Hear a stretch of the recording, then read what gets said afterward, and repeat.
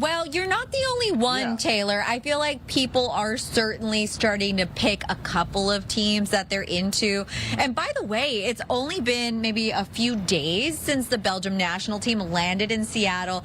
And yes, many fans have picked them as their secondary choice, aside from, of course, good old USA. Yeah, and that kind of happens. You know, you root for the U.S. team, but then you got a couple other teams you're also keeping a close eye on and kind of rooting for, and maybe even buying the gear for. Now, we were wondering if that is something that is happening here around the country. We were there when that Belgian team landed at SeaTac. They set up their stay at a hotel in Renton. They're using the Sounders facility at Long Acres. I'm starting to see why Taylor Winkle, a Renton native, is rooting for them. She's a fan. Yeah, from the weight room to the training field, even playing American football before and after practice. I'm not sure how that went, but we know they're good on the soccer pitch.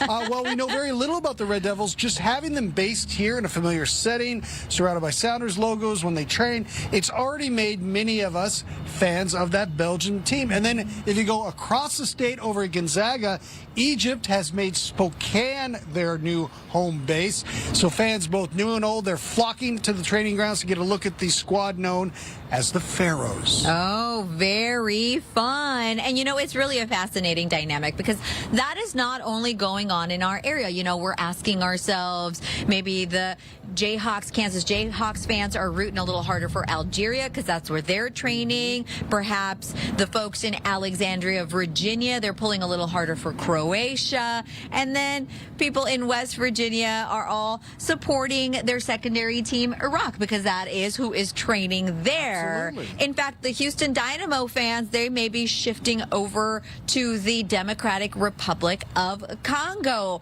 But at the end of the day, when we kind of look at it all listed out, it really sets the tone for the fact that this is the world's game, and it really makes the whole process a lot more fun.